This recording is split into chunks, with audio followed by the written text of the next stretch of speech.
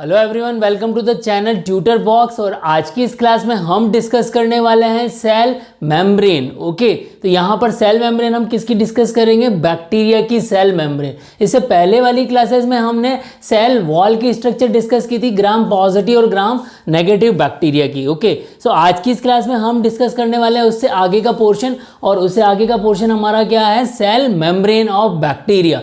Okay, यहाँ पर आप ध्यान दीजिए, बहुत सी बार क्या होता है, सेल वाल और सेल मेम्ब्रेन को स्टूडेंट एक ही चीज समझ लेते हैं, जबकि ये दोनों अलग अलग होती हैं। Both are different from each other. One first cell wall is connected with the external environment and cell membrane is connected with the internal environment. यहाँ पर आप ध्यान दीजिए, अभी हम क्या करने वाले हैं? सेल मेम्ब्रेन की स्ट्रक्चर देखने वाले हैं और उसके फंक्शन देखने वाले हैं। ओके, क्योंकि अगर हम स्ट्रक्चर देख लेंगे तो इसके फंक्शन हमें समझ में आ जाएंगे कि सेल मेम्ब्रेन के क्या फंक्शन है। ओके, तो सबसे पहले हम की स्ट्रक्चर देखते हैं, सेल मेम्ब्रेन की structure. So cell membrane structure is based on fluid mosaic model. Okay, आप सोच रहे होंगे कि ये नाम कैसे पड़ गया? फ्लूइड मोज़ेक का मतलब क्या होता है? सो पहले हम स्ट्रक्चर समझते हैं, उसके बाद हमें अपने आप समझ में आ जाएगा कि साइंटिस्ट ने ये नाम फ्लूइड मोज़ेक क्यों रखा। ओके, तो just look on the structure of cell membrane. So यहाँ पर आप ध्यान दीजिए, cell membrane of bacteria is made up of phospholipid bilayer. So यहाँ पर ये फॉस्फोलिपिड बाइलेयर की बनी हुई है। अगर हम इसको दो पार्ट में तोड़े, means if you are dividing this word, then phospho plus lipid. Okay, and bilayer again we dividing it, then bi plus layer. Okay, so bi means two, so just look at here, means bacteria की जो cell membrane है उसमें दो layers होंगी, they are two layer.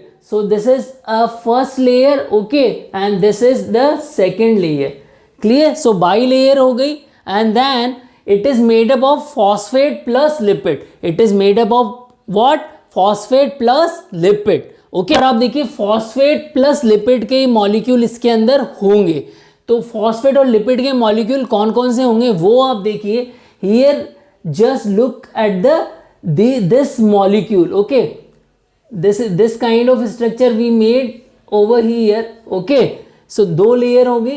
So this is known as a head, this is what? Head, and this is known as a tail. Okay, clear? Now अब ये molecule जो है दो chemicals का बना हुआ है. This molecule is made up of two molecules, one is phosphate and another one is lipid. Clear? Now अब मैं आप लोगों को इसकी मॉडल बताता हूँ, उस मॉडल से आप लोगों को समझ में आ जाएगा कि ये बाई लेयर किस तरह से है। ओके, तो यहाँ पर आप देखिए ये मॉडल, आप इसको देखिए, ये जो फर्स्ट ऊपर जो हेड वाली स्ट्रक्चर है, पर्ल जो आपको दिख रहे हैं वाइट कलर के जो पर्ल हैं, ये हेड लाइक स्ट्रक्चर होगी, and they are made up of phosphate, and then ये जो टेल लाइक स्ट्रक्चर है, यहाँ पर टेल में दो ब्रांचेस है, they are two branches. Okay, so this structure is known as a tail, and again नीचे वाली स्ट्रक्चर भी आप देख रहे होंगे, this is the lower structure. Bi layer की जो सेकेंड लेयर है, it is made up of again head and tail. So these are what? Head. These are what? Pearls are what? Head. And this black color structure is are what? Tail. So यहाँ पर आप देखिए जो head है, this head is made up of phosphate. Okay, it is made up of phosphate. Clear? And this tail is made up of lipid. This tail is made up of lipid. Okay, but tail having two branches. tail में जो है वो कैसी हैं? दो branches हैं. tail containing two branches. Okay, two branches, and these two branches are made up of fatty acid. These are made up of fatty acid. Clear everyone? Now basically दोनों ही चीजें क्या है, हेड और टेल अलग अलग chemical से मिलकर बनी हुई है, इसीलिए इसको पोलर स्ट्रक्चर बोला जाता है। इसीलिए इसको क्या बोला जाता है? Polar structure. Now the head, जो हेड है, हेड फर्दर किससे कनेक्टेड रहता है? ये नाइट्रोजन मॉइटी से कनेक्टेड रहता है। It is connected with the some of the nitrogen moiety. यहाँ पर कुछ नाइट्रोजन मॉइटी से ये कनेक्टेड रहता है। तो यहाँ ध्यान दीजिए कि जो हेड है, हेड की स्ट्रक्चर कैसे होगी? हाइड्रोफिलिक नेचर की। Okay, head is just like a hydrophilic nature. Hydrophilic means वो कंपाउंड जो कि वाटर से लव करे। Okay, what the compound which are loving to the water. So such kind of compound are known as a hydrophilic compound. Then if you are looking on the tail, so tail कैसा है, fatty acid का बना हुआ है, lipid का बना हुआ है. It means this structure is hydrophobic nature. यहाँ पर आप देखिए this tail is hydrophobic in nature. Okay, क्योंकि लिपिड का बना हुआ है. तो अब यहाँ ध्यान दीजिए आप, यहाँ पर हमारे पास में दो एरिया हो गए. So outer most area polar head का बना हुआ है एंड इनर मोस्ट का जो लास्ट एरिया है. ओके, सो दोनों हेड है और मिडिल जो area core area, okay, mid core area है, वो कैसा हो गया, हाइड्रोफोबिक नेचर. और outer most area is hydrophilic nature and this inner most जो कि साइटोप्लाज्म से कनेक्टेड है, ओके, वो कैसा हो गया, हाइड्रोफिलिक नेचर का. और ये जो अपर वाला हिस्सा है ये एक्स्ट्रा सेलुलर फ्लूइड से कनेक्टेड है, ये भी हाइड्रोफिलिक नेचर का हो गया. Clear everyone? नाउ अब हम यहाँ पर देखते हैं कि और इसकी क्या स्ट्रक्चर है सेल मेम्ब्रेन की. तो सेल मेम्ब्रेन की अगर आप स्ट्रक्चर देखोगे तो यहाँ पर हमें दो तरह के प्रोटीन्स मिलते हैं. We can found two kind of protein. The first one is peripheral protein. Okay, so peripheral proteins क्या होते हैं, मीन्स जो कि साइटोप्लाज्म में कनेक्ट होकर एक्सटर्नल एरिया तक जाते हैं. Okay, such kind of protein are known as a peripheral protein. Okay, so इस तरह के प्रोटीन्स पर आप देखिए कुछ ऐसे प्रोटीन्स होते हैं जिस पर कि कुछ स्ट्रक्चर अटैच रहती है, कार्बोहाइड्रेट अटैच रहते हैं. सो यहाँ पर ये ग्रीन कलर की आप स्ट्रक्चर देख रहे हो, ये पेरिफेरल प्रोटीन होगी और इसी पर कार्बोहाइड्रेट अटैच हैं. ओके, सो इस तरह की स्ट्रक्चर को हम क्या बोलेंगे, ग्लाइकोप्रोटीन, क्योंकि ये प्रोटीनियस स्ट्रक्चर है और उस पर कार्बोहाइड्रेट अटैच है, तो इसको हमने क्या बोल दिया, ग्लाइकोप्रोटीन. Clear everyone? नाउ कुछ ऐसा भी होता है कि कुछ स्ट्रक्चर ऐसी होती है जिससे कि डायरेक्ट, जैसे कि ये टेल है और टेल से डायरेक्ट क्या अटैच है, कार्बोहाइड्रेट मॉलिक्यूल अटैच है. So such kind of structure are known as a glycolipid. So यहाँ पर जो सेल मेम्ब्रेन है उस पर दोनों ही तरह के मॉलिक्यूल मिलेंगे आपको. कौन कौन से, glycoprotein as well as glycolipid. Both kind of substance we can found into the cell membrane. The first one is glycoprotein and the second one is glycolipid. Now just look the another proteinous structure. दूसरी proteinaceous structure क्या हो सकती है cell membrane के अंदर, वो कुछ integral protein कहलाते हैं. वो क्या कहलाते हैं, integral protein that has a connection with the cytoplasm. उनका कनेक्शन किससे है, साइटोप्लाज्म से है. ओके, तो यहाँ देखिए कुछ सेल प्रोटीन्स जो हैं इंटीग्रल प्रोटीन, ये क्या बनाते हैं, ये पोर लाइक स्ट्रक्चर बनाते हैं. ये कैसी स्ट्रक्चर बनाते हैं, पोर लाइक स्ट्रक्चर. देखिए पोर लाइक स्ट्रक्चर कैसी होगी, अगर इसी को आप देखते हैं. सो यहाँ पर देखिए पोर लाइक स्ट्रक्चर कैसी होगी, उसी को हम देखते हैं.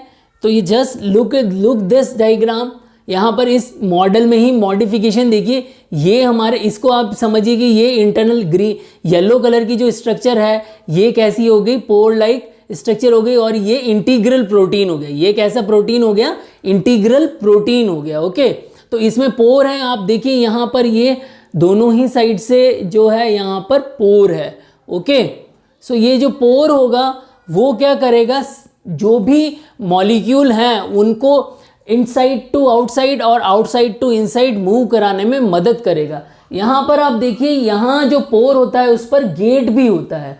This is known as a channel gate. ये स्ट्रक्चर आप रेड कलर में आप देख रहे होंगे, ये गेट क्लोज किया हुआ है, पोर जो है यहाँ पर क्लोज किया हुआ है. ओके, सो अगर कोई भी मॉलिक्यूल इधर से आता है और अगर ये क्लोज है तो वो मॉलिक्यूल सेल के अंदर नहीं जा पाएगा. ओके, तो इसके लिए ये सेल का जो गेट है उसको ओपन करना पड़ेगा. सेल के गेट को क्या करना पड़ेगा, ओपन करना पड़ेगा. ओके, तो इसके लिए कुछ ट्रिगर्स होंगे तभी सेल का गेट जो है वो, ये प्रोटीन का जो प्रोटीनियस जो गेट है वो क्या होगा, ओपन होगा. चैनल पोर जो है वो ओपन होगा. ओके, तो यहाँ देखिए इस तरह की ये प्रोटीनियस स्ट्रक्चर हो गई हमारे पास में, इंटीग्रल प्रोटीन हो गए और ये पोर का वर्क करते हैं. एंड ओपन कब होते हैं, स्पेसिफिक कंडीशन पर ही ओपन होते हैं. Now the another important structure we found on the cell membrane is sterol like compound. और ये स्टीरोल लाइक कंपाउंड कौन से हैं, these compounds are hopanoids. Okay, these compound are what, hopanoids. Okay, so hopanoids किस तरह के compound है, sterol like compound है. जनरली यहाँ पर देखिए एक डिफरेंस है, अभी हम बैक्टीरिया पढ़ रहे हैं तो ये प्रोकैरियोट की स्ट्रक्चर है. ओके, और यूकैरियोट जो होते हैं उनमें क्या होता है, स्टीरोल प्रेजेंट होता है। सेल मेम्ब्रेन के अंदर क्या प्रेजेंट होता है? स्टीरोल प्रेजेंट होता है। तो उसी के रिसेंबल का एक कंपाउंड यहाँ पर प्रोकैरियोट की स्ट्रक्चर में मौजूद है और उसे हम बोल रहे हैं हर्पानॉइड्स। ओके, बट यहाँ पर एक एक्सेप्शन है जो कि क्या है? माइकोप्लाज्मा एक बैक्टीरिया है, माइकोप्लाज्मा जो प्रोकैरियोट है। ओके, माइकोप्लाज्मा जो कि एक प्रोकैरियोट है, उसकी सेल मेम्ब्रेन पर it having a cell membrane and it contain sterol. इसके अंदर क्या मौजूद होता है? स्टीरोल मौजूद होता है। हाउएवर माइकोप्लाज्मा एक ऐसा ऑर्गेनिज्म है जिसके की अंदर सेल वॉल जो है वो एब्सेंट होती है। सेल वॉल एब्सेंट होती है, सेल वॉल नहीं होती। इसका मतलब जो माइकोप्लाज्मा होगा उसकी शेप जो है चेंज होती रहेगी। क्लियर? तो यहाँ ये इंपॉर्टेंट डिफरेंस आप लोगों को समझ में आ जाना चाहिए कि जो प्रोकैरियोट होते हैं उनमें स्टीरोल प्रेजेंट नहीं होता है सेल मेम्ब्रेन पर, और जो यूकैरियोट होते हैं उनमें स्टीरोल प्रेजेंट होता है। तो यहाँ अगर प्रोकैरियोट की सेल मेम्ब्रेन में क्या मौजूद है? स्टीरोल लाइक कंपाउंड है। वैसे जनरली जो स्टीरोल का फंक्शन है वो क्या है? थोड़ा सा रिजिडिटी देना सेल को, ओके, सेल मेम्ब्रेन को। तो यहाँ हर्पानॉइड वही वर्क करेगा। Clear everyone? तो यहाँ पर आप लोग देखिए, यहाँ जो साइंटिस्ट ने नेम दिया है इस सेल मेम्ब्रेन की स्ट्रक्चर को, सेल मेम्ब्रेन के मॉडल को, वो नाम क्या दिया है? Fluid mosaic model. ओके, तो यहाँ पर हो क्या रहा है? दो जो हमारे पास में स्ट्रक्चर थी, ओके, तो इनके बीच में क्या होता है? जनरली फ्लूइड का मूवमेंट होता है, और उस मूवमेंट के बीच में कुछ हमारे पास में कैसे हैं? प्रोटीनियस मॉलिक्यूल हो गए। ये जो आप देख रहे हैं ये प्रोटीनियस मॉलिक्यूल हैंग करे हुए हैं, मीन्स इसके बीच की स्ट्रक्चर में जो कोर मैट्रिक्स वाला जो मिडिल पार्ट है उसमें क्या है? कुछ प्रोटीनियस पेरिफेरल प्रोटीन है और इंटीग्रल प्रोटीन्स हैं। ओके, तो इसीलिए ये एक मोज़ेक लाइक स्ट्रक्चर बन जाती है। इसीलिए क्या बन जाती है? ये मोज़ेक लाइक स्ट्रक्चर बन जाती है। That's why scientist call it as a fluid mosaic model. Okay, so hopefully आप लोगों को यहाँ पर ये समझ में आ गया होगा कि क्यों नाम रखा गया। Clear every? Now discussing the function of cell membrane. Okay, so function यहाँ पर सेल मेम्ब्रेन के फंक्शन हम डिस्कस करेंगे, क्योंकि अभी हमने स्ट्रक्चर पढ़ ली, तो अब हम देखते हैं कि इस तरह की स्ट्रक्चर होने का फायदा क्या है। ओके, तो सबसे पहले आप देखिए कि जो यहाँ पर सेल बैक्टीरिया की जो सेल मेम्ब्रेन है वो कैसी है? सेमी परमिएबल है। The membrane is semi permeable. Okay, what does it mean? What does it mean semi permeable है? Means it is selective for some ion. Some ion can move inside and outside, but some ion cannot move inside or outside. Okay, तो आप generally इसको ऐसा समझिए कि जैसे आप किसी मेले में जाते हैं या गरबा डांस में जाते हैं, ओके, तो वहाँ जिसके पास होता है वही अंदर जा सकता है और बाहर आ सकता है। जिसके पास नहीं होता वो ना तो अंदर आ जा सकता है। ओके, सेमी परमिएबल मेम्ब्रेन है, मतलब कि इसको जिस मॉलिक्यूल को अलाउ करना होगा वही मॉलिक्यूल इनसाइड में आएगा। ओके, सेल के अंदर आएगा, और जो मॉलिक्यूल को ये अलाउ नहीं करेगा वो मॉलिक्यूल नहीं आएगा। Okay, so the membrane, semi-permeable membrane is selective. The second function is transportation. Second function is transportation. Okay, so transportation में किस तरह से हेल्प करेगी? मैंने अभी आप लोगों को बताया कि यहाँ पर ये देखिए पोर मिलते हैं हमें, तो इन पोर के थ्रू जो है आयंस और केमिकल को मूव कराया जा सकता है। सो दो चीजें हो जाएंगी। ट्रांसपोर्टेशन किसका कर सकते हैं? जैसे कि न्यूट्रिशेंट हो गए, जैसे कि क्या हो गए? न्यूट्रिशेंट हो गए। सो न्यूट्रिशंस का ट्रांसपोर्ट कर सकते हैं, न्यूट्रिएंट। ओके, न्यूट्रिएंट का ट्रांसपोर्ट कर सकते हो, और दूसरा क्या होगा? वेस्ट मटेरियल का ट्रांसपोर्ट कर सकते हो। सो वेस्ट मटेरियल। ओके, तो जो न्यूट्रिएंट होंगे उनको तो बैक्टीरिया की सेल अंदर लेना चाहेगी, और जो वेस्ट मटेरियल होंगे उनको क्या करना चाहेगी? It want to excrete them. Okay, जो बैक्टीरिया की सेल है उनको वेस्ट मटेरियल को क्या करना चाहेगी? एक्सक्रीट करना चाहेगी। Okay, then the third function is it working as a site for metabolic processes. Okay, so कौन कौन से मेटाबॉलिक प्रोसेस के लिए ये साइट बन जाएगी? मीन्स इस जगह पर ऐसे रिएक्शंस होगी, metabolic reactions. So what are those metabolic reaction? The first one is respiration. First one is respiration. Okay, respiration के लिए ये साइट हो गई. The second one is it can work as a synthesis for cell wall. It can work as a site for synthesis of cell wall. Site for synthesis of cell wall. Okay, clear. Cell wall के synthesis के लिए वो work कर जाएगी. As well as it is also work as a site for synthesis of lipids. Clear. So site for synthesis of lipid का भी ये work कर जाएगी. As well as the important one metabolic process is segregation of chromosome. Segregation of chromosome. So इसका work भी ये कर जाए. सोम. Okay, now the next work of cell membrane is it is working as a detection of specific chemical. Detection of specific chemical. तो किस तरह से ये डिटेक्शन करेगी स्पेसिफिक केमिकल का? बेसिकली सेल मेम्ब्रेन पर रिसेप्टर मौजूद होते हैं. it contain receptors. Now these receptors are basically work for ligand of chemicals. Okay, तो यहाँ रिसेप्टर की वजह से जो भी केमिकल्स होंगे उनको ये बाइंड करने में मदद करेगी. जैसे कि ग्राम पॉजिटिव बैक्टीरिया होते हैं, they contain penicillin binding protein. They contain what? Penicillin binding protein. तो उन पेनिसिलिन बाइंडिंग प्रोटीन पर क्या होता है? यहाँ पर पेनिसिलिन बाइंड कर जाता है. इसी तरह से और भी बहुत तरह के अलग अलग बैक्टीरिया हैं. They contain different type of receptors. On that receptors the specific chemical can bind. Okay, so detection of specific chemical के लिए भी ये work करेगी. So these are the function of cell membrane. Okay, so hopefully यहाँ पर जो भी matter मैंने आप लोगों को समझाया है, मीन्स फ्लूइड मोज़ेक मॉडल मैंने आप लोगों को समझाया है, फॉस्फोलिपिड बाई लेयर के बारे में समझाया है, और मॉडल के थ्रू भी मैंने आप लोगों को यहाँ पर फ्लूइड मोज़ेक मॉडल को समझाने की कोशिश की. सो होपफुली यहाँ पर आप लोगों को समझ में आया होगा. स्टिल अगर अभी भी किसी को डाउट है तो वो यहाँ पर जो भी उसका डाउट है वो कमेंट बॉक्स में लिखे, मैं उसको सॉल्व करने की कोशिश करूँगा. यहाँ पर आप ध्यान दीजिए, मैंने आप लोगों से कुछ क्वेश्चंस डिस्कस किए हुए हैं, उन क्वेश्चंस का आंसर आप कमेंट बॉक्स में लिखें. Hello everyone, discussing the question number 1. Choose true statement for gram negative bacteria cell wall. A. It contain thicoic acid. B. It contain lipothecoic acid. C. It contain lipopolysaccharide. And D. All are correct.